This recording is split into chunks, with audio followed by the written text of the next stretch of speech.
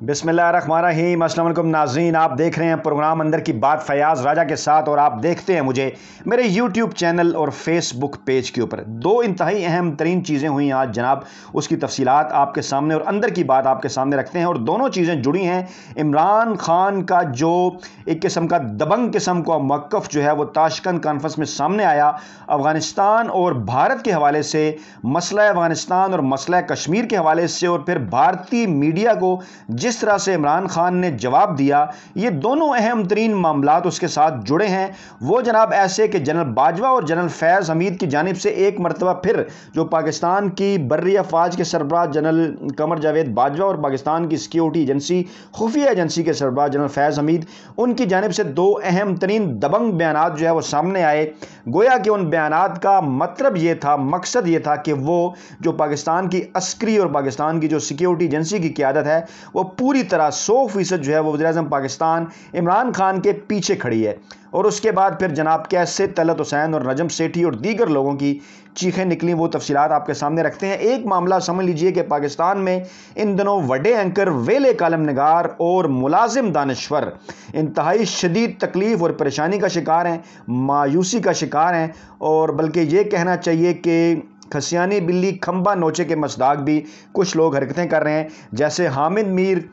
जनाब अब तौबा तायब होकर, क्योंकि वो बहुत उन्होंने कोशिश कर ली कि किसी तरीके से हुकूमत गिरे या सिविल मिलिट्री रिलेशन में कोई दरार आए, लेकिन नहीं आई। नजम से और इसके साथ साथ सुहेल वड़ाइच ने भी 20 कालम लिख डाले कि अब हुकूमत गई कि कब गई, कि जनाब सिविल मिलिट्री तलकार ठीक नहीं है। वो भी थक हार कर अपनी पॉलिसी आहिस्ता आहिस्ता बदलते हुए नज़र आ रहे हैं। लेकिन नजम सेठी और तलत हुसैन के हाथों में बदस्तूर ये कहना चाहिए कि अभी वो ख्वाहिश मौजूद है कि हुकूमत गिरे और सिविल मिलिट्री इख्तलाफात हों, और ये उनकी ख्वाहिश है। और ये ख्वाहिश क्यों है? पाकिस्तानी मीडिया गुज़श्ता 40-50 वर्षों में बड़े ही अजीब अंदाज से सोचता है। मैं क्योंकि 20 वर्षों से इसका हिस्सा हूं, तो मैं ये बात अच्छी तरह से समझता हूं कि पाकिस्तानी मीडिया दो खबरों की तलाश में होता है ताकि उनकी दुकानें चलती रहें। पहली खबर होती है कि हुकूमत कब जा रही है, और इससे भी पहले बल्कि ये बात होती है कि सिविल और मिलिट्री के जो रिलेशन है वो कब ख़राब हो रहे हैं, कब खबर आ रही है कि हुकूमत और फ़ौज एक पेज के ऊपर नहीं है, और उसके बाद अपोजिशन को कब ये मौका मिलना है कि हुकूमत को कमज़ोर करे और इस्टेब्लिशमेंट के साथ मिलकर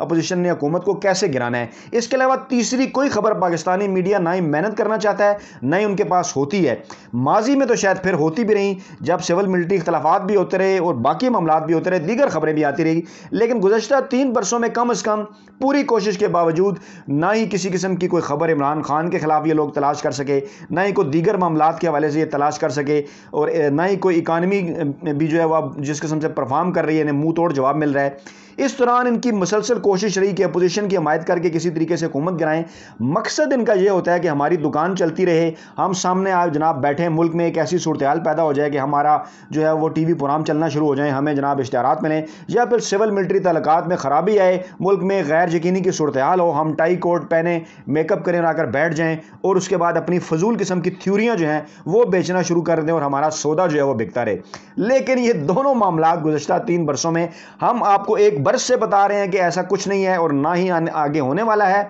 और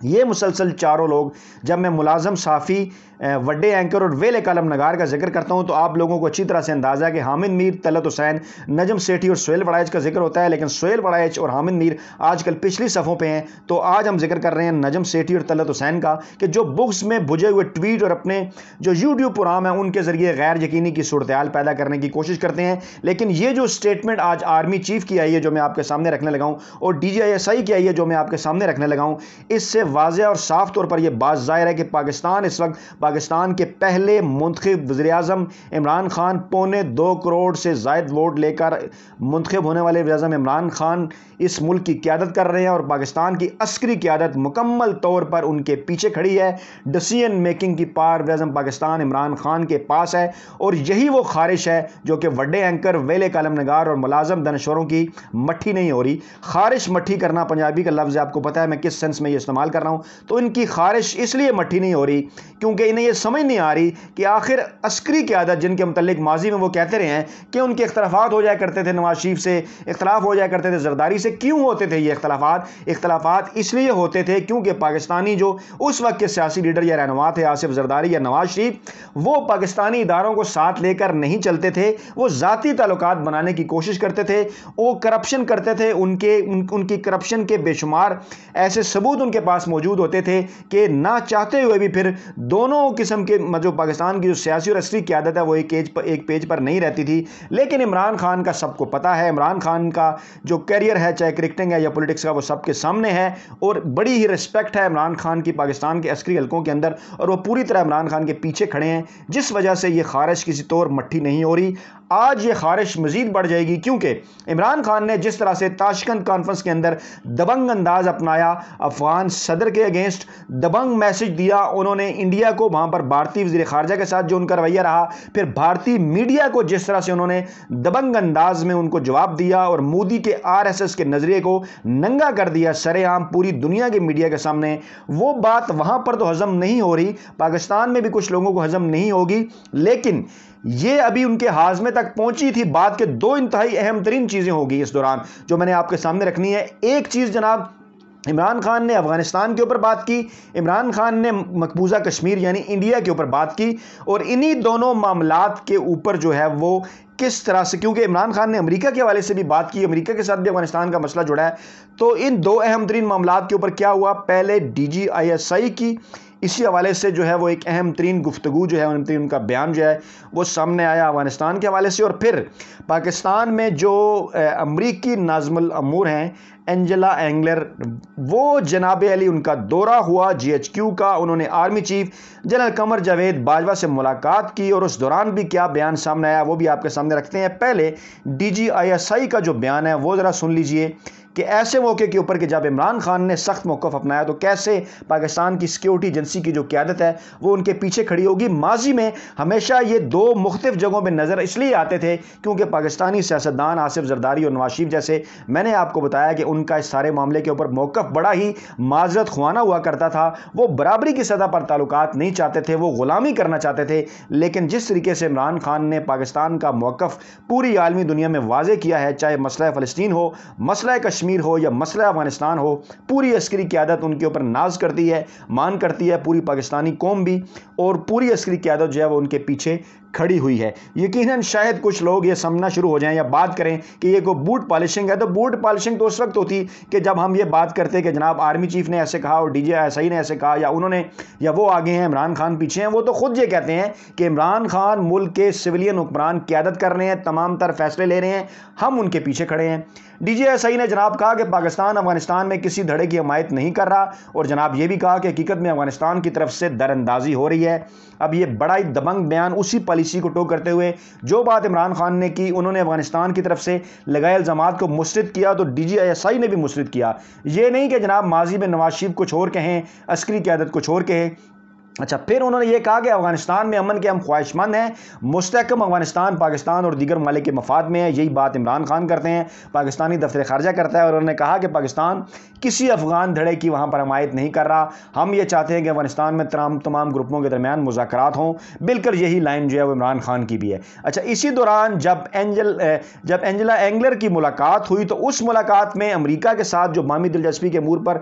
بات چیت ہوئی، جو بیان جاری کیا گیا ISPR کی جانب سے، ڈیفینیٹلی وہ تو یہی جاری کیا جاتا ہے کہ ایک جو چیزیں جو ہے وہ میڈیا کے سامنے لائی جاتی ہیں، ایک روٹین جو سفارتی ایک لینگویج ہوتی ہے کہ باہمی دلچسپی کے امور کے اوپر بات ہوئی، افغانستان کے اوپر بات ہوئی، دو طرفہ تعاون پر تبادلہ خیال ہوا، خطے میں امن و استحکام کے لیے جو ہے وہ کوششوں پر بات چیت ہوئی، لیکن جو ذرائع کے حوالے سے بھی وہاں سے خبریں آئی ہیں وہ یہی ہیں کہ آرمی چیف نے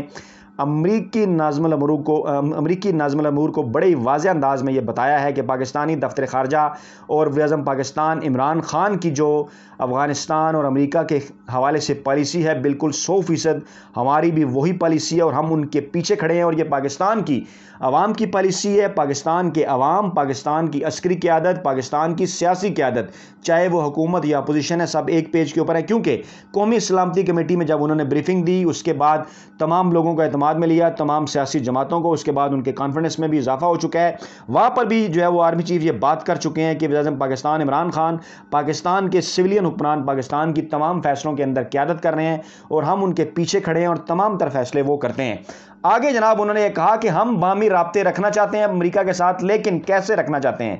باہمی رابطے رکھنا چاہتے ہیں برابری کی سطح کے اوپر, باہمی رابطے رکھنا چاہتے ہیں باہمی اعتماد کے اوپر, باہمی رابطے رکھنا چاہتے ہیں جناب ایک عزت نفس برابری کی سطح کے اوپر کہ کسی کی عزت متاثر نہ ہو. یہ ذرائع کے مطابق انہوں نے بڑے ہی کنفرم انداز میں بتایا ہے کہ ایسا ہرگز نہیں ہوگا کہ کوئی, جیسا کہتے ہیں نا کہ فرینڈز ناٹ ماسٹرز, جس کے اوپر کتاب بھی یہی ماضی میں, تو بالکل انہوں نے بھی یہی کہا کہ دوستی جو ہے وہ ہوگی پاکستان اور امریکہ کے درمیان, کوئی ایک مالک اور غلام کا جو ریلیشن شپ وہ نہیں ہوگا. اور عمران خان اسی پالیسی کے اوپر بارہا جو ہے وہ بات کر چکے ہیں اور آج اسی پالیسی کو جنرل قمر جاوید باجوہ نے بھی ٹو کیا. اور کوئی اختلاف نہیں ہے پاکستان کی سویلین اور عسکری قیادت کے درمیان, اور تمام تر جو پروپیگنڈا کیا جا رہا ہے اس سے بچیں, اس سے باز رہیں, ان کو منہ توڑ جواب دیں. ان کی یہ جو بڑے اینکر ہیں, ویلے کالم نگار ہیں اور ملازم صحافی ہیں, ان کی یہ خواہش کسی صورت پوری نہیں ہونے والی. ان کے اوپر ترس آتا ہے, ترس اس لیے آتا ہے کہ یہ ملک میں جمہوریت کے چیمپئن بنتے ہیں, جمہوریت کی بات کرتے ہیں. ماضی میں یہ کہتے رہے کہ سول قیادت کو جو آگے بڑھنا چاہیے, عسکری قیادت کو پیچھے کھڑا ہونا چاہیے. آج جب سول قیادت آگے ہے, عسکری قیادت ان کے پیچھے کھڑی ہے, تو آج ان کی خواہش مٹھی نہیں ہو رہی اور بار بار ان کی یہ خواہش ہے کہ یہ اختلافات پیدا ہوں اور حکومت کسی طریقے سے گر سکے, لیکن ایسا ہرگز انشاءاللہ تعالی ممکن نہیں ہوگا. اپنا بہت خیال رکھیے گا, دعاؤں میں یاد رکھیے گا, اور اتنی دیر ہمیں سننے کا اور برداشت کرنے کا آپ کا بہت شکریہ. ویڈیو کے فیڈ بیک کے طور پر کمنٹ بھی ضرور کیجیے گا. اللہ نگہبان.